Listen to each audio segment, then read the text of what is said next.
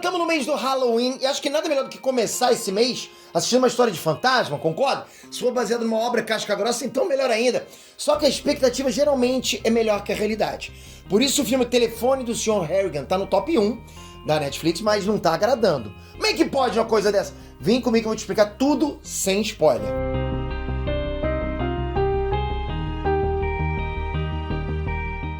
Inestrantes, Peter aqui. O Telefone do Sr. Harrigan, olha o nome, né? Com o nome esquisito desse, acho que é difícil imaginar alguém dando play nesse filme, né? Parece aquelas bandas dos anos 80 brasileiros.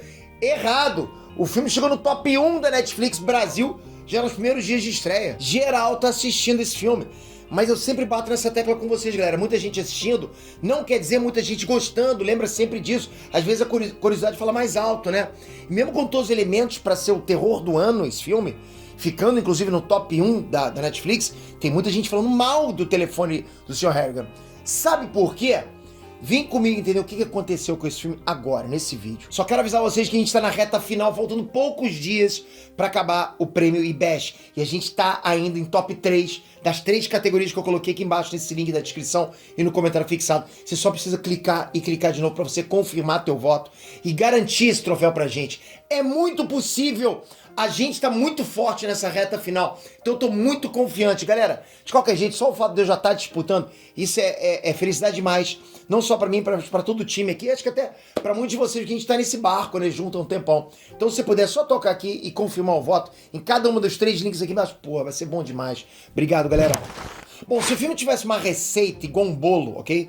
O Telefone do Sr. Harrigan tem quase todos os ingredientes pra dar certo. Imagina com a receita pra dar um bolo. Pô, vai ser um bolo delicioso. Primeiro de tudo, é a obra de origem desse filme.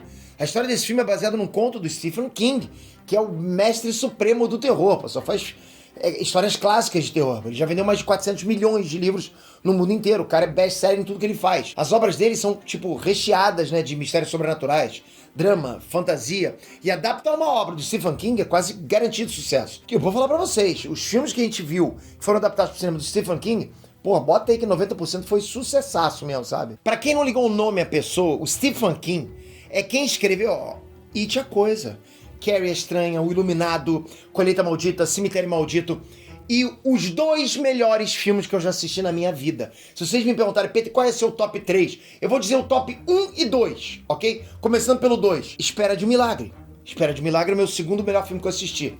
E é dele. Número 1, Um Sonho de Liberdade. É dele também.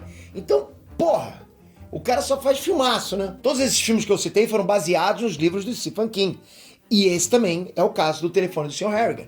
Então, porra, na boa, só por isso dava pra prever que seria irado, concorda? Se você conhece a obra do cara, você pensa, porra, eu vou assistir esse aí porque vai ser irado. Mas calma que tem mais. No elenco a gente tem o Jaden Martell, que também fez It a Coisa e Entre Facas e Segredos.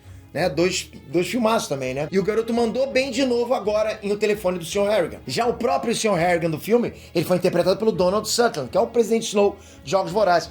Ele é o pai do Jack Bauer na vida real. Olha essa, né, cara? Que é o Kiefer Sutherland. Mas enfim, porra, o velho tem mais de 60 anos de carreira. Ele chegou a um monte de prêmios de atuação.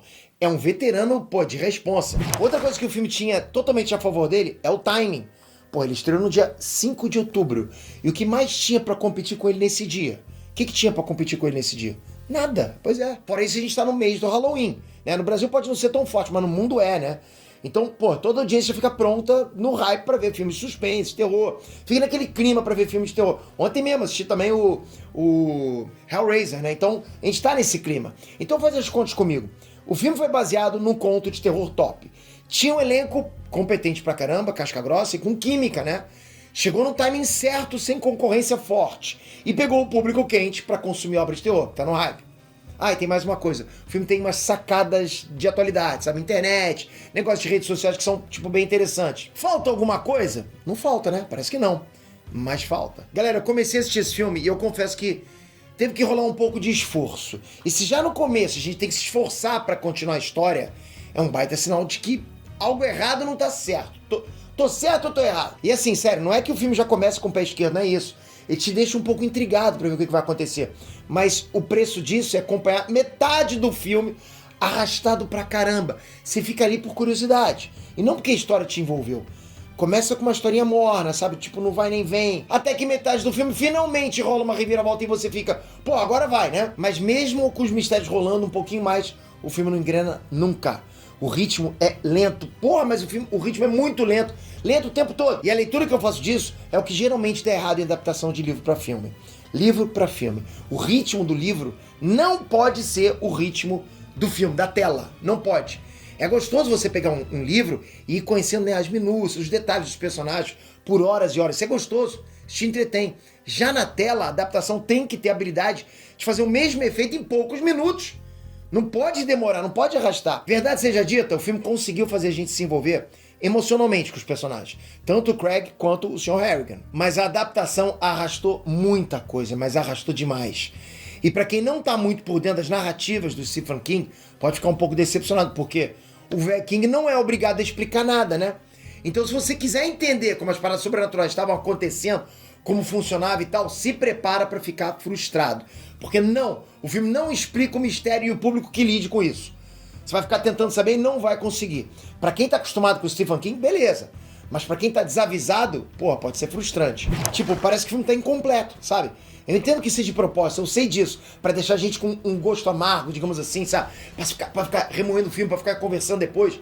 Mas às vezes essa estratégia é um tiro no pé. Fora isso, apesar de ser uma boa história, em formato de filme ficou muito soft, muito, sabe, suave demais. E se tratando de um filme pro Halloween, não tem sustos pra ser considerado um filme de terror. Não tem. Na verdade, pra mim tá muito mais pra um filme de mistério da sessão da tarde. Justamente por isso que muita gente tá se decepcionando também com o filme, né? Você quer se arrepiar com a obra do Stephen King e se depara com uma coisa morna. Tudo bem, o telefone do Sr. Harrigan não é só defeitos, mas também tá longe de ser o que a gente espera. Agora me diz, você já assistiu o telefone do Sr. Harrigan? Você curtiu? Você entendeu o final? Ou você quer que eu volte aqui pra te explicar tudo sobre o final, sobre o filme inteiro? Comenta aqui embaixo que é importante e dá um votinho pro IBEST pra gente, faz esse favor, ajuda a gente nessa reta final. Um voto pode salvar, talvez você seja aquela pessoa que não, ainda não vou voltar, não quero voltar, não, deixa pra depois. E esse voto é tão rápido, é só um clique aqui embaixo e um clique lá pra confirmar. Aí você dá o voto nessas 3 categorias aqui embaixo e vai trazer o prêmio, o troféu pra gente. Obrigado de coração. Toca aqui agora, se inscreve no canal, ativa o sininho. É importante o sininho, senão você fica fora dessa comunidade. A comunidade que mais informa o meio nerdístico é essa, ponto. 3 vídeos por dia, pegando o que é o mais filé da cultura pop com quem realmente lê quadrinhos e mangá, ok? Espero você no próximo vídeo. Obrigado, galera. Fui!